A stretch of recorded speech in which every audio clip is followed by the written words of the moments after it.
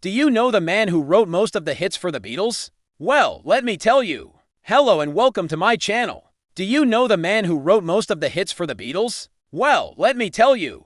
His name was Paul McCartney. Hey, how's it going? It's me. And welcome back to another episode of Music's Biggest Secrets, the series where we uncover the stories behind the songs you know and love. If you're new here, be sure to hit that subscribe button so you can be notified every time we release a new video. And if you're a longtime fan, well, welcome back. We're so glad you keep coming back for more. So sit back, relax, and let's get into it. So Paul McCartney is one of the most successful songwriters of all time. He has written some of the most iconic songs in history, including Hey Jude, Yesterday, and Let It Be, just to name a few. But what many people don't know is that he didn't write any of these songs alone. In fact, he wrote almost all of them with another Beatle, John Lennon.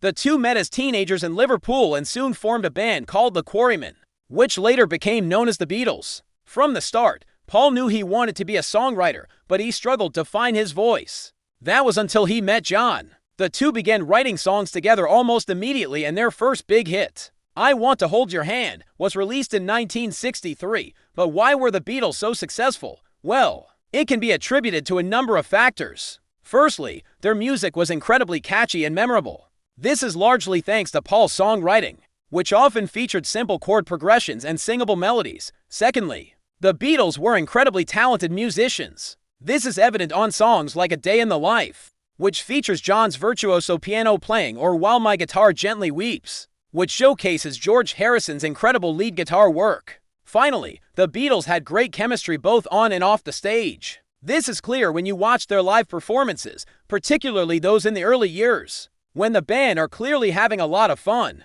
Sadly, the partnership between Paul and John ended in 1970 when the Beatles broke up.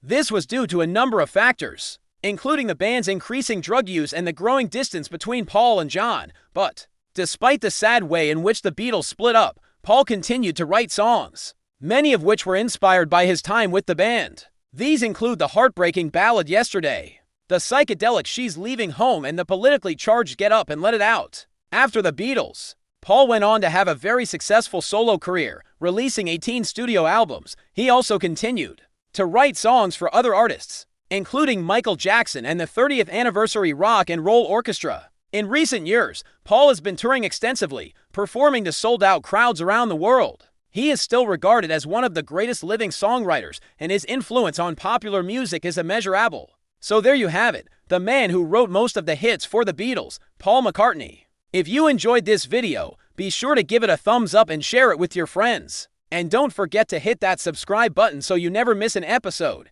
Thanks for watching.